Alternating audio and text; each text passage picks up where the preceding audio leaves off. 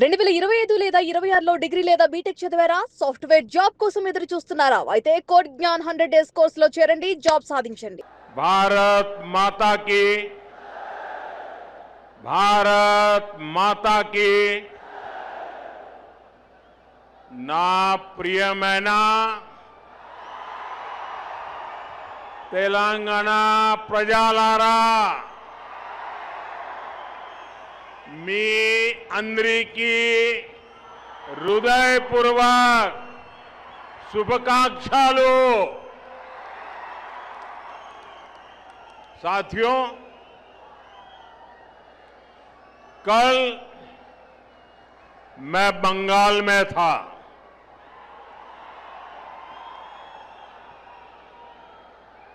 वहां पहली बार बीजेपी के सीएम ने शपथ ली है। पहली बार बंगाल में प्रचंड बहुमत से बीजेपी सरकार बनी है और मैं देख रहा हूं कि बीजेपी की जो ये ऐतिहासिक विजय है उसका उत्साह यहां तेलंगाना में भी दिख रहा है। यहां बीजेपी का हर कार्यकर्ता जोश से भरा हुआ है। साथियों, आज देश के कोने कोने में बीजेपी पर जनता का आशीर्वाद निरंतर बढ़ रहा है। देश के लोग बार बार बीजेपी के विकास मॉडल पर, गुड गवर्नेंस के मॉडल पर अपनी मुहर लगा रहे हैं। आजादी के 75 साल बाद असम में भाजपा सरकार की हैट्रिक लगी है और पुडुचेरी में भी बीजेपी एनडीए सरकार दोबारा वापस आई है।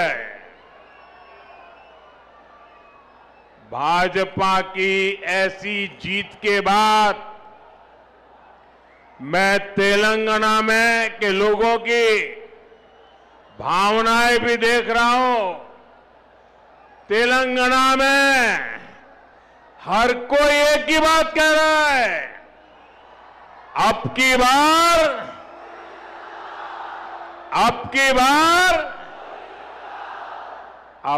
बार तेलंगाना में भी।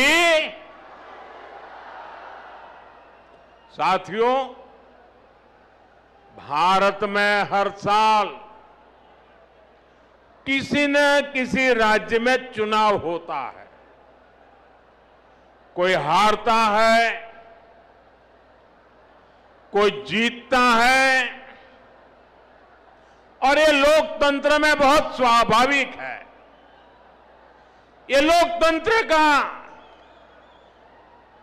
अनिवार्य हिस्सा है।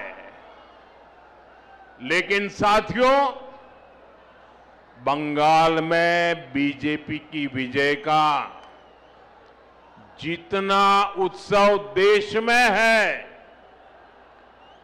जितनी चर्चा दुनिया भर में हो रही है, वैसी चर्चा पहले किसी जीत पर नहीं हुई है। इसका कारण यह है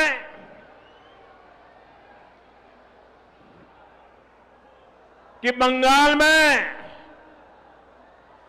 सिर्फ राजनीतिक दलों की हार जीत नहीं हुई है, वहां एक ऐसी राजनीति को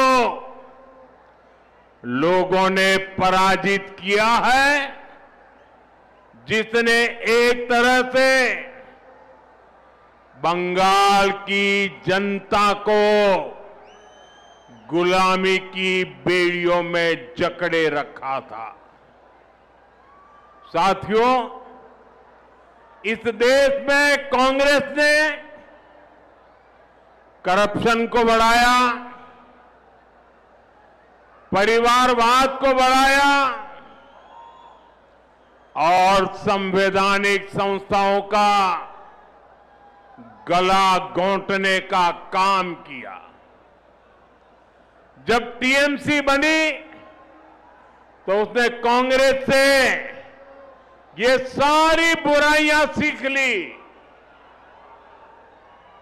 साथ ही लेफ्ट की भी जितनी बुरी आदतें थी वो भी टीएमसी ने अपना ली और फिर टीएमसी ने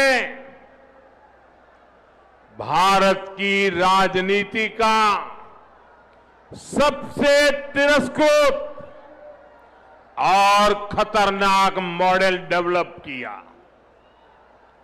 टीएमसी ने अपने इस तानाशाही मॉडल में बंगाल को बेड़ियों से जकड़ दिया था। अभी बंगाल की जनता ने राजनीति के ऐसे भयावह तानाशाही मॉडल को पराजित किया है और इसलिए पूरे देश में उत्सव है। ऐसा लग रहा है जैसे बंगाल के लोग बरसों के बाद अब खुले में सांस ले रहे हैं।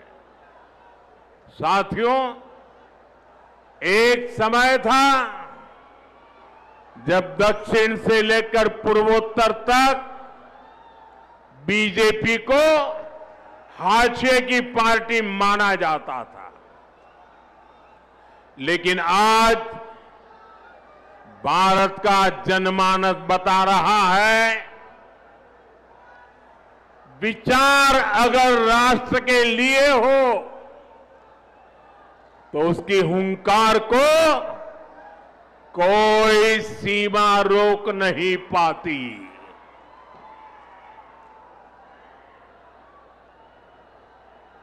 साथियों, अब देखिए आगे कोई जगह नहीं है। आप तय कीजिए कि आप वहां खड़े रह करके शांति से सुन सकेंगे कि नहीं सुन सकेंगे। आप आगे आने की कोशिश मत कीजिए। आप वहां पर रुकिए कृपा करके। और ये जो चित्र वाले हैं उनसे मेरी हाथ जोड़ के प्रार्थना है, या तो आप अपना चित्र नीचे रख दीजिए, बाद में मुझे डाक से भेज दीजिए, या तो किसी के हाथों हाथ आगे कर दीजिए। इसको पकड़ के मत खड़े रहिए। जरा कोई पार्टी के वॉलंटियर वहां है तो मेरी बात का कुछ करवाइए भाई।